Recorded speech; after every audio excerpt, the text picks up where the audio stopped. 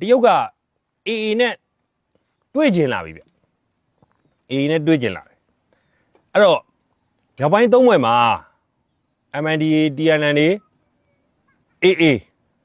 မြောက်ပိုင်းသုံးဘွယ်မှာနှစ်ဖွဲ့ကသူကတော့ယထာလန်းပေါ့ဗျာတရုတ်နိုင်ငံကူမင်းကနေဘာညာတာတကာပေါ့ကျွန်တော်တို့ဘယ်တွေကိုဖြတ်ပြီးတော့မှဟိုရခိုင်ပြည်ကြောက်ဖြူအထိဖောက်မဲ့ယထာလန်းပေါ့နော်ဒီယထာလန်းပေါ်မူကြည့်ပြီးတော့မှစကားပြောခြင်းတယ်ပေါ့နော်ဒါအကြောင်းဖန်အကြောင်းရှာပြီးွားရင်အေကိုဒါတွေးဆုံမယ်လို့ဒါလေတန်ဒါကလေတန်ပြစ်တာပေါ့နော်ပထမတစ်ချိန်ဒါဒီချမ်းပြည်မှာပြီးခဲ့တဲ့ရက်ပိုင်းကတွေးဆုံခဲ့တဲ့ဆိုတော့သတင်းလေးလည်းတွေ့ရတယ်ပေါ့နော်အဲ့တော့ဟိုလေတံပြစ်တာပေါ့နော်ဒါလေတံပြစ်တာ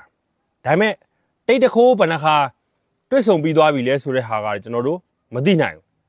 ဒါကအေကသွားပြီးတော့မှတရုတ်နဲ့တွတ်ဆုံညှိနှိုင်းမှုလုပ်တယ်လို့ဆိုလိုတာမဟုတ်ဘူးနော်တိတ်တခိုးဘဏ္ဍချိန်အောင်တွေ့ခဲ့ပြီးသွားပြီလေနော်ဘာတွေများအာခါတော့အေကိုဘာတွေများတောင်းဆိုနေပြီလဲဘာတွေများဖိအားပေးနေပြီလဲဆိုတဲ့ဟာတော့ကျွန်တော်တို့ရဲ့မသိရတဲ့သတင်းတွေအများကြီးတော်လိုင်းမှာရှိနေပါသေးတယ်အဲ့တော့တေချာတာကတော့ကျွန်တော်တို့ကပြောချင်တဲ့ဟာကတော့တရုတ်ကတော့ရိုးရိုးတန်းတန်းတော့တွေ့မှာမဟုတ်ဘူးဒီယထာလန်းကိစ္စကိုအကြောင်းပြပြီးသွားတော့ဘာတွေလှုပ်လာနိုင်မလဲဆိုတော့ကျန်တဲ့ကိစ္စတွေပါဒီကျိုးဆက်ကဘယ်ရလဲလို့ကျွန်တော်တို့တေချာပြန်ပြီးတော့မှတွေးကြည့်မယ်ဆိုလို့ရှိရင်เนาะလက်ကျန်၃မျိုးကိုเนาะ2020မှာအပြီးတိုက်ခိုက်သိမ်းပိုင်းမယ်လို့ဗိုလ်ချုပ်ထွန်းမြတ်နိုင်လေတံပစ်လိုက်တဲ့အချိန်မှာဗိုလ်ချုပ်ထွန်းမြတ်နိုင်ကလည်းအရင်တော့ကပြောရင်လည်းပြောတဲ့အတိုင်းလှုပ်တတ်တဲ့လူတစ်ယောက်လည်းဖြစ်တယ်နော်လေတံပစ်လိုက်တဲ့အချိန်မှာစစ်ကောင်စီဘက်တော်သားတွေအကုန်လုံးဆက်တိပကနာကြတာပေါ့နော်ဟာ14မျိုးလဲအဘတစ်မျိုးမှလည်းပြန်ပြီးတော့ရအောင်လည်းမသိနိုင်ဘူးအခုနောက်ထပ်3မျိုးကိုပါဟိုကချင်းချောင်းနေပြီးပြောဆိုနေပြီးဘလို့ဖြစ်နေပြီညာလို့ဖြစ်နေပြီဆိုပြီးတော့မှဆက်တိမခံနော်စားမွေအိပ်မပျော်တွေဖြစ်ကုန်ကြတာပေါ့နော်စားမွေအိပ်မပျော်တွေဖြစ်ကုန်ကြပြီးတော့မှအခုဆိုလို့ရှိရင်မင်းအောင်လှိုင်ကတေချာပေါက်ကတော့တရုတ်ကိုတစ်ခုသွားပြောပါလိမ့်မယ်လို့ဒါတော့ပြောလို့မရတော့ဖေဖေပြောမှရတော့မယ်ဖေဆုံးမှရတော့မယ်ဆိုတဲ့ပုံစံမျိုးနဲ့လက်ကျန်3မျိုးမကြစီရေးပါထပ်ပြီးတော့မှထက်တွက်လာလိမ့်မယ်ထက်ပြောလာလိမ့်မယ်လို့ကျွန်တော်တို့ကတော့ယူဆလို့ရတယ်။ဘာကြောင့်လဲဆိုတော့ကြောက်ဖြူမှာတရုတ်ရဲ့အဓိကအရင်းမြစ်တွေအများကြီးရှိတယ်။ဒါကိုအာရခလက်တော့လက်ထဲအာရခလက်တော့အေရဲ့လက်ထဲကိုပါသွားမှာတရုတ်ကလည်းအရန်စိုးရိမ်ကြောက်ရွံ့နေတဲ့အနေအထားမျိုးကြုံနေရပြီလို့တော့ကျွန်တော်တို့ကမြင်မိပါတယ်။အဲ့တော့ကျန်တဲ့အပိုင်းတွေကတော့ဗိုလ်ချုပ်ထွန်းမြတ်နိုင်ကကျွန်တော်တို့လေးသားရတဲ့အားထားရတဲ့ပုံကိုတယောက်ဖြစ်တဲ့အတွက်ကျန်တဲ့အပိုင်းတွေကတော့သူ့ဟာသူစဉ်းစားချင့်ငြိမ်ပြီးတော့ရအောင်တော့ကစားသွားလိမ့်မယ်ဆိုတာတော့တေချာပေါ့ပဲ။ဘာကြောင့်လဲဆိုတော့အင်္ဂါဂျိုကလာတားရင်အောင်ပါပဲမရဘူးလို့ပြောထားတဲ့လူတယောက်ကတရုတ်ကိစ္စလောက်နေတော့ဘာမှဒေါ်လာကြီးကနေသွေဖယ်သွားမဲ့အနေအထားမျိုးလုံးဝမရှိနိုင်ပါဘူး။နော်ဒီဟာလေးတစ်ချက်တော့သုံးသပ်လို့ရတယ်။နောက်တစ်ခုကတော့ဒါကျွန်တော်ပြောချင်တဲ့အဓိပ္ပာယ်ကတော့ AA ကဒီAA ကိုနဲ့တရုတ်ကတွေ့ကျင်တာကယထာလန်းကိစ္စတွေမဟုတ်ဘဲနဲ့ကျန်တဲ့ကျွန်တော်တို့ကျန်တဲ့မျိုး14မျိုးရဲ့ကိစ္စပါထိပါလာနိုင်တဲ့အနေအထားမျိုးဖြစ်လာနိုင်ပါတယ်။ဘာကြောင့်ထိပါလာနိုင်လဲဆိုတော့ဒီမျိုး14မျိုးကိုကျွန်တော်တို့ဘယ်ကောင်းမဲဦးစီးဘယ်ကောင်းမဲကိုကဲပြီးတော့မှရအောင်ပြန်လှုပ်လုံးဝမရတော့တဲ့အနေအထားကိုကြုံနေရပြီ။စစ်တပ်ကအခုဆိုရင်ဒါအမ်ဘရန်လန်နော်အမ်ဘရန်လန်ကပစီတို့ဂုတ်ကြီးတို့ဘက်ကိုကျွန်တော်တို့ဒီဟွာတွေပို့တယ်ပေါ့နော်စစ်ကူတွေပို့တယ်အပိုရင်းကနေမှာပဲတခါတည်းဒီဂုတ်ကြီးဘက်ကိုထိုးမဲ့အချိန်မှာကျွန်တော်အာရခတက်တော့အေးနဲ့တွေ့တဲ့အခါကျတော့တိုက်ချလိုက်တော့တခါပြန်လန်ဆင်းလာပြန်သူကစစ်ကသဘောပြောရမယ်ဆိုလို့ရှိရင်ကျွန်တော်တို့တစ်ချိန်လန်သွားတာပြဿနာမရှိဘူးမိုဒီပြန်ပေးပြီးတော့မှဟဲ့အောင်ငါတို့ပထမတစ်ချိန်ကတော့ဘာလို့လိုအပ်ချက်ရှိသွားတယ်ကွာနော်ဘာတွေကြောင့်မို့လို့ငါတို့တွေပြန်ပြီးတော့မှလန်ဆင်းလာတာဒါတော့မဖြစ်အောင်လို့ငါတို့နောက်တစ်ချိန်ပြန်ပြီးတော့မှပြင်ဆင်ပြီးတော့မှနောက်တစ်ချိန်ပြန်ထိုးရင်တော့ဒီနယ်မြေတော့ပြန်ရားကောင်းပါရဲ့ဆိုတဲ့ပုံစံမျိုးနဲ့ပြင်ဆင်ပြီးပြန်ထိုးလဲပဲ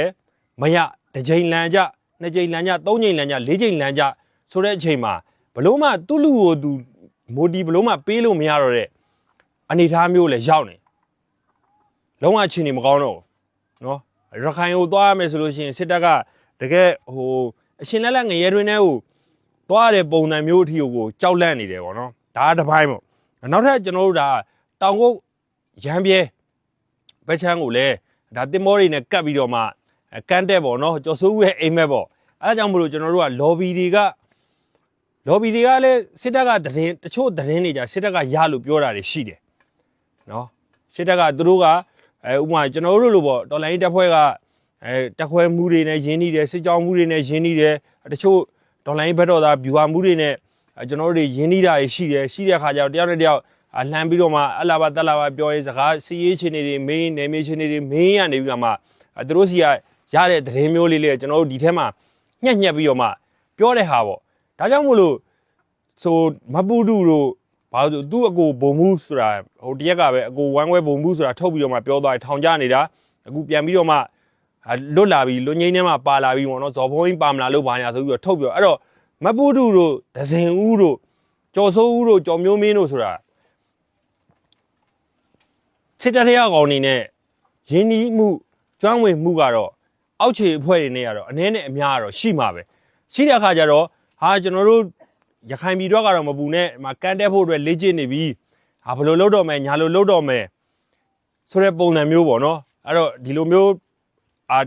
းကျွန်တော်လုပ်ဖို့ရှိရဲမပူနဲ့ကျွန်တော်ပြည်သူလူထုအတွက်ရခိုင်ပြည်ကိုပြန်ရအောင်ယူမယ်ဘာလုပ်မယ်ညာလုပ်မယ်ဆိုတဲ့သတင်းတိုးထွားတို့တီတီလေးလည်းပြောမိတာရှိမှာပေါ့ပြောမိတာရှိတဲ့အခါကျသူတို့ကညှက်ပြီးတော့မှပြောမှာပေါ့နော်ဒါကြောင့်မလို့ကျော်စိုးဦးပြောသွားတာကကျွန်တော်တို့ဒါဟိုကန်တဲ့တပ်ဖွဲ့တွေနဲ့မရိန်းတွေနဲ့တက်ပြီးတော့မှဘလို့လုံးမှာပါညာလို့လုံးမှာပါဆိုတဲ့ပုံစံမျိုးအခုကန်တက်ဖို့ကြံစီနေတယ်ပေါ့နော်အဲ့တော့ကျွန်တော်ရဲ့စစ်တပ်ထဲမှာ220ပတ်ချလဲလောက်ကျွန်တော်နေခဲ့တာ20တောင်နဲ့ဆုံးသေးရလို့ပြောရမှာပေါ့အဲ့တော့ဒီကန်တက်နဲ့ပတ်သက်ပြီးတော့မှစစ်တပ်ကကြွညင်မှုရှိလားဆိုတဲ့ဟာမှာဘလို့မှကြွညင်မှုမရှိဘူးဒါတော့လုံးဝအသေးကြပဲစစ်တပ်ကကြွညင်တော့ကဘာလဲဆိုတော့ချင်းချားကိုပိုးပြီးတော့မှနော်ဘယ်နှရက်ထမင်းငါခံရမလဲစခန်းပေါ်မှာဘလို့နေရမလဲကျင်းဘလို့တူးရမလဲဘလို့လုပ်ရမလဲဆိုတော့ခြေလင်စီးရင်နဲ့ပတ်သက်ပြီးတော့ပဲကြွညင်တာဒါကြွညင်တော့ဘာသာရက်ပဲစစ်တပ်မှာတေချာပေါက်ကတော့နော်အဲ့တော့ဟာဟိုတရက်ကကျွန်တော်အတီးတယောက်နဲ့ဟိုဟာဖြစ်လို့ပေါ့သူတို့ကလည်းဒီတက်မတော်နေ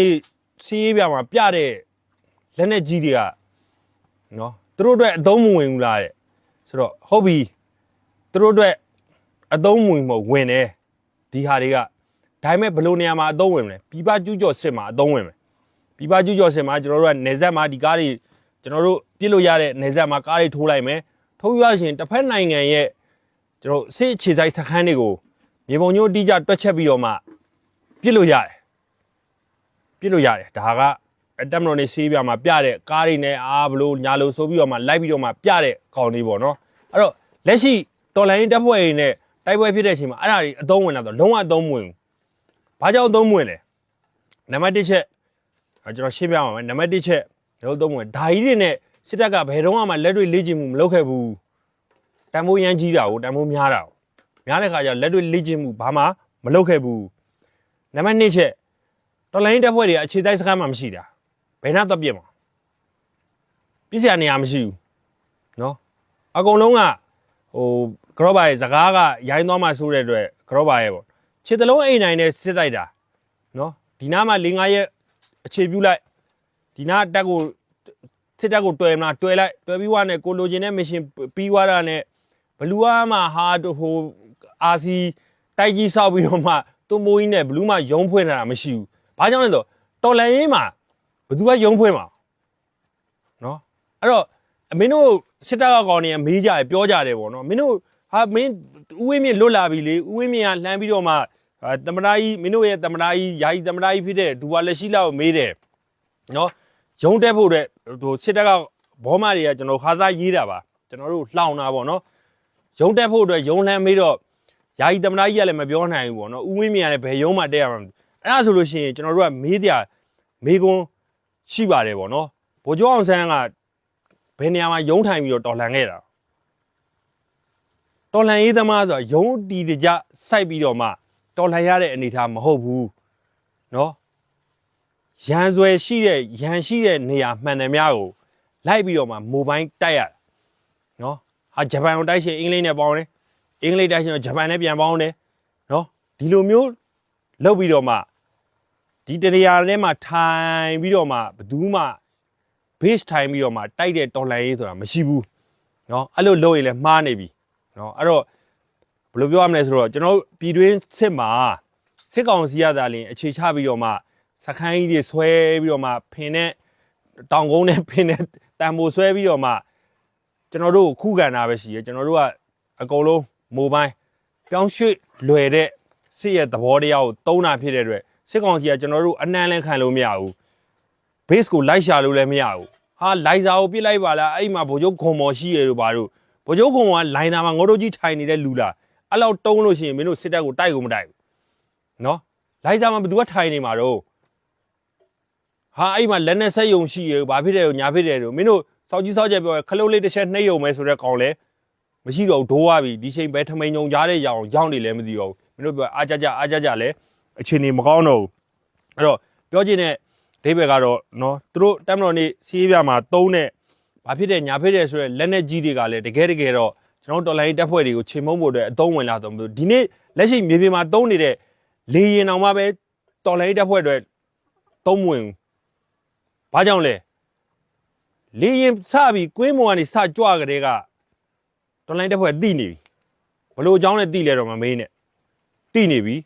အေးစစ်ပြီးလို့ရှိရင်ဘယ်ကိုဖြတ်လိုက်ပြီးွားနဲ့အေးစစ်ရှောင်းငိမ့်တိမ့်ငိမ့်ရတယ်လို့ဆိုလိုချင်တာပေါ့နော်အဲ့တော့ဒီຢာတွေကဘလို့မှသုံးမှုအဲ့တော့စစ်တပ်ကအကျွမ်းကျင်တော့ဘာလဲဆိုတော့စစ်တပ်ကအကျွမ်းကျင်တော့ခြေလင်းအဲ့ဒီရေငန်တော့မျက်ချောက်စားပြီးတော့မှလိုက်ပြီးတော့မှတိုက်တဲ့အနေထားကိုပဲအသုံးဝင်တာစစ်တပ်ကဒါကိုအကျွမ်းကျင်တော့မယ်အဲ့တော့ဒီ level မှာလဲကြည့်အဲ့လိုမျိုးစစ်တပ်ကခြေလင်းတက်ကဒီလောက်ထိတိုက်ဆွမ်းရင်ကောင်းနေတာတော့မှတော်လိုင်းတက်ဖွဲ့ရင်တွေ့တဲ့အချိန်မှာနိုင်လားဆိုတော့လုံးဝမနိုင်တာဖြစ်တဲ့အတွက်မင်းတို့ကြံတဲ့မရိန်းတွေဘာတွေကွန်မန်ဒိုတွေဘာချီယာကန်ချီယာကောက်တွေတော်ရင်းတွေပျောက်ကြားတွေအထူးစီးနီးပြူဟာတွေဖြစ်တဲ့ကြံတဲ့ကြိုက်တဲ့နီလန်းတွေနဲ့တော်လိုင်းတက်ဖွဲ့ကိုချိန်မုံမတော့မှမရနိုင်ဘူးပေါ့နော်ဒါကြောင့်မလို့ဟာတောင်ကုန်းနဲ့ဒါကျွန်တော်တို့ရန်ပြဲဘက်မှာလဲနော်အိမ်မက်တွေမဲ့ပြီးတော့မှကန်းတဲ့အိမ်မက်တွေမဲ့ပြီးတော့မှတိုက်ချင်နေတဲ့စစ်ကောင်စီအတွက်ကတော့အလားလာတော့မကောင်းဘူးလို့ပြောချင်တာပေါ့နော်အဲ့တော့အာရခတ်တော့အေးကလည်းကောင်းဒီမရိန်းတွေတက်လာမဲ့နေရာကိုတော့ကောင်းပြင်ဆင်ထားပြီးသားဖြစ်လောက်ပါတယ်ဆိုတဲ့ဟာလဲကြိုပြီးတော့မှခံမှန်းမိတယ်လို့ပြောချင်ပါတယ်အဲ့တော့ဒါဒီနေ့ကျွန်တော်သတင်းတင်ဆက်ခဲ့တဲ့အထဲမှာတော့နော်တရုတ်ကတော့အေးနဲ့တွေ့ကျင်လာပြီတွေ့ကျင်လာတဲ့အကြောင်းတရားကတော့ဒီယထာလန်တစ်ခုကိုအခြေပြုပြီးတော့မှကြံတဲ့ကိစ္စတွေပါနော်ဒီကတော့မလုံးတွေပေးမယ်ဗျာမလုံးတွေပေးမယ်ဘယ်လိုလုပ်ကြမယ်ညာလိုလုပ်ကြမယ်ဆိုတဲ့ပုံစံမျိုးနဲ့အပေးယူခန္ဓာတွေနဲ့ကျွန်တော်တို့ညှိနှိုင်းလာလိမ့်မယ်လို့တော့ထင်ပါတယ်ဒါပေမဲ့ကျွန်တော်တို့တကယ်တော်လိုင်းမှာပြက်သားနော်နေမြေပေါင်းများစွာကိုမျိုးပေါင်းများစွာကိုနော်ကြည်လစ်တိတ်စီရမိအောင်လှုပ်ထားနိုင်တဲ့ဗိုလ်ချုပ်ထွန်းမြတ်နိုင်အနေနဲ့တော့တရုတ်ရဲ့ညှိနှိုင်းစစ်ဆက်ညှိနှိုင်းမှုကိုတော့လုံးဝလက်ခံနိုင်မဲ့ပုံတော့မပေါ်ပါဘူးလက်ခံခဲ့လို့ရှိရင်လေဒီတော်လိုင်းနဲ့ဆက်တော့လက်ခံမှုမျိုးမဟုတ်ဘဲနဲ့ကြံတဲ့အကြောင်းအရာတွေနော်ကြံတဲ့အကြောင်းအရာတွေသူကသူဒါစဉ်းစားချင့်ချိန်မှုအရန်ကောင်းတဲ့ပုံကိုတယောက်ဖြစ်တဲ့အတွက်ကျွန်တော်ကြံတဲ့အကြောင်းအရာတွေနဲ့ပဲလက်ခံနိုင်ပွဲရာရှိပါတယ်တော်လိုင်းနဲ့ပတ်သက်ပြီးတော့လက်ခံနိုင်ပွဲရာမရှိပါဘူးဆိုတဲ့အကြောင်းလေးကိုပြောကြရင်းနဲ့ဒီနေ့သတင်းတင်ဆက်မှုလေးတော့ဒီမှာပဲညီကုန်းချုပ်ပါရဗျအားလုံးပဲကျေးဇူးတင်ပါတယ်